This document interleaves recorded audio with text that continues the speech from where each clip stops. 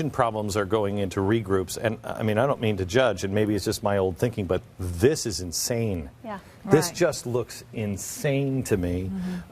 It's convoluted, and I mean, it's not clear thinking. They want the children to learn to add the tens first before the single digits, group into tens. So that's what that's about. And they're But that to me seems like seriously dumbing things it down. is, and it makes math much more difficult than it ever should be, because math should be an elegant language, Right. where you teach the simplistic way so you can understand it. And here they try to make it much more difficult. And even If there's a standard algorithm, this is the best way to solve a problem.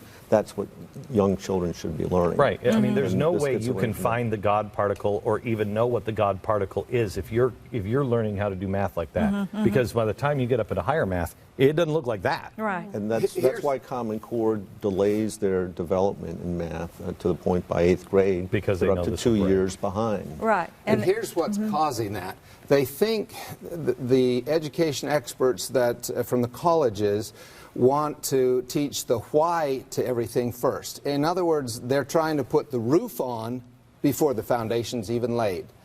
And so, and they argue that, and it sounds really good. Higher level thinking, we're going to teach deep understanding, but it doesn't do that. What it does is it gets those kids to look back at math, and they see this wonderful building that they are in awe of, that they'll never be able to understand or do themselves.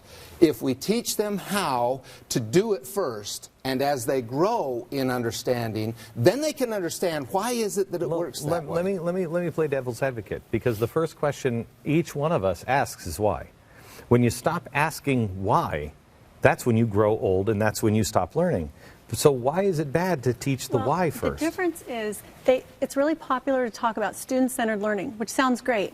But the problem is when student-centered learning takes the place of instruction from a teacher, you're just playing around in the sandbox, and nobody's guiding you, and it's just not effective. Okay. It's not effective instruction. And let me just tell you, in the Senate hearing, they were in Georgia, the teachers that were promoting this way, this new way, they were saying it doesn't matter about getting the right answer.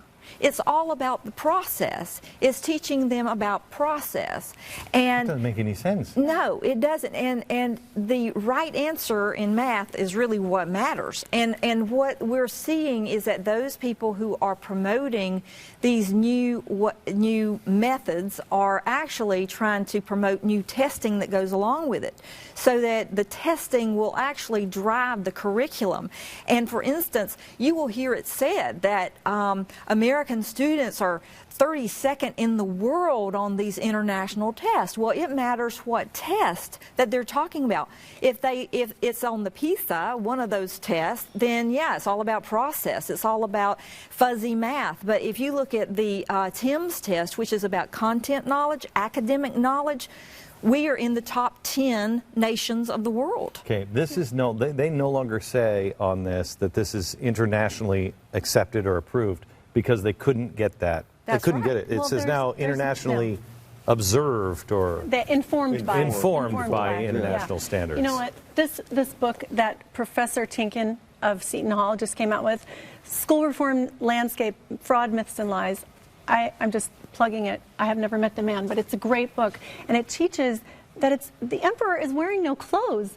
It's so serious and so sad, but at the same time it's hilarious, because we've all fallen for this thing that is without empirical evidence. If you go to the Utah State School Board, or any school board, I'm assuming, if you go to the Department of Education, if you go to the official website of the NGA CCSSO, who copyrighted these standards, they all say the same wonderful, beautiful, and bland is what I call Slogans. them. Beautiful and bland slogans. And the slogans say, we're going to create international competitiveness, we're going to improve rigor, and we're going to use the human capital, which is a word I hate because it sounds like slavery to me. They use the same slogans, and people buy it. In fact, we've got all kinds of people in Utah, at least I'm sure it's the same in every other state, going around and saying the same slogans without references. I taught English for many years, right? I get a research paper. I say to the student, where's your footnotes? Where's your references? That's the least you can expect from the State Office of Education or the Department of Education, in the case of Arne Duncan, same thing. They just don't base it on anything other than what I consider to be propaganda. And it's left-wing propaganda. It is going away from our parental rights, our constitutional rights, God-given rights. The are being PTA will taken be away. obsolete, right? There's no reason for Well, PTA. let's say this. The Gates Foundation, which has promoted all of these standards, they've given money to the PTA to come on board. They've given money to the Chamber of Commerce to come on board.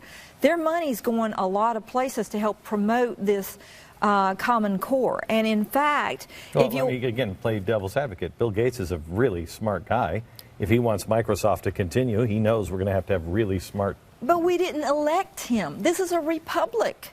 We need to have a voice. I'm fine with corporations putting their money and giving ideas, developing ideas for education. But when they say this is how you're going to do it, and they foist it on the states, and his people go to the U.S. Department of Education to be the right-hand woman of Arne Duncan, the right-hand man then of Arne Duncan, when those people are in control and they help craft this Race to the Top grant, and they have funded the development of the standards, and then they make it a requirement of the Race to the Top grant to adopt these Common Core standards, and you go all the way around Congress, you go all the way around the legislative branch of every state in this union. I mean, we're talking about a in-run around our constitutional authority. Well, hang on just a second. It's my understanding that it did go through each state house. Not the legislature. No. The legislatures, they are our voice. They haven't a clue what went on. So this is the executive branch off the chain. They are off the chain, and our legislature must bring them to account. And the people need to make sure our legislature is bringing them to account. Yeah, no state legislature voted on the Common Core when it was ushered into the states.